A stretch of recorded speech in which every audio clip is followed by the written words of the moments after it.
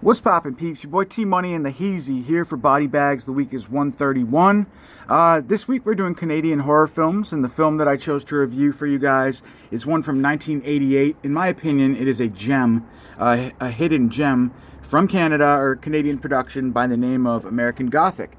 And up until very recently, this film had no love. It had a DVD release from years back, and it just didn't have that Blu-ray that we needed.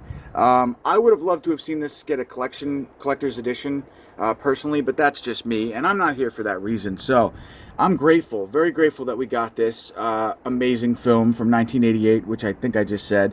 The film, I'll read you guys the synopsis, but first, it's directed by John Hugh. It stars an amazing cast: Rod Steiger, Vonda Carlo, Michael J. Pollard, and William Hootkins from Raiders of the Lost Ark.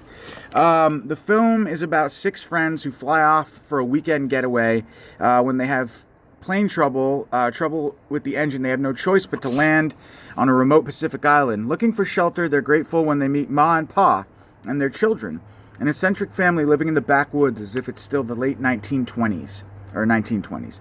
But what begins as simple old-school hospitality becomes a terrifying race for survival when one by one the friends start disappearing and dying horrible deaths. Fleeing the outside world many years ago, the family has created an island domain where all strangers are sinners, and the killing has never stopped. So yes, that's exactly what you get here. What I love about this film is the setting, first and foremost. It's a perfect, I think it's like it blends backwoods slasher with like the, not haunted house, but the old cabin in the woods type 1920 style in this case, with also like a backwoods flair to it because it takes place in the woods. You want to come in, Pippi? Gotta let the cat in, so let's go, guys. So the setting's amazing. The kills in this film are pretty amazing. I'm not going to give them away. Check the film out if you want to see them, obviously. But there's one involving a swing that I particularly love. And yeah, it's a lot of fun. What I love about the film is that it's self-aware in the sense that I don't know, forget the self-aware. It's a comedic slasher, kind of, but it has like subtle comedic undertones, so it's not too funny. Like I'm not a big horror comedy guy, but there's just enough humor in it to make it kind of fun. But it definitely is a serious slasher film as well. The characters are amazing in the film. Ma and Pa. Pa played by Rod Steiger, Vonda Carlo played by Ma, I believe, and then the children are amazing too. I think Woody. I think they're named after, like, one of them's named after the 1920s president, and then you've got the daughter. I forget. I'm drawing a blank on her name, and she's amazing.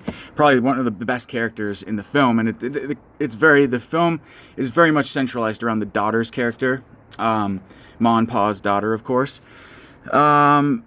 And it's just, the film reminds me of a Tales from the Crypt episode. It's like a combination of, I don't know if you guys have seen the one with Felicity, and also Death of Some Salesman from season 5, I think, episode 1. It's very, very similar in feel and look to that episode in particular, where Tim Carey plays multiple personalities and characters. But the family's creepy. The setting's kind of eerie in the woods with this, and it's almost like a log cabin that they're living in. And, it's all fun and games at first, but then things get twisted. And, there's a pretty cool twist at the end of the movie. I don't want to spoil anything. It's been done before, I think. But it's enjoyable. All around a great film that I don't think gets enough recognition. And if you're into slashers, I highly recommend you guys check this one out. I love the whole set design. The 1920s feel. They really paid a lot of attention to that because the family, of course, is supposed to be living as if the 1920s, living in the past, basically. So it's really, really cool in that sense as well. All of the acting is superb. It's all good to great, I would say. And the kills are good. The setting's great.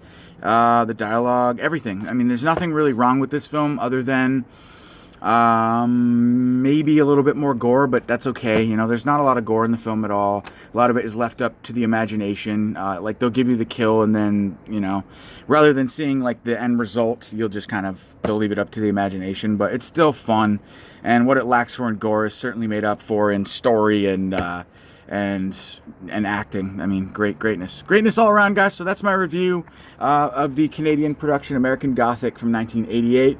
This is Scream Factory's newest release of the film, and I highly recommend you guys check this one out. It's a lot of fun. All right, that's T-Money signing out for Body Bags. Catch y'all next week. Peace.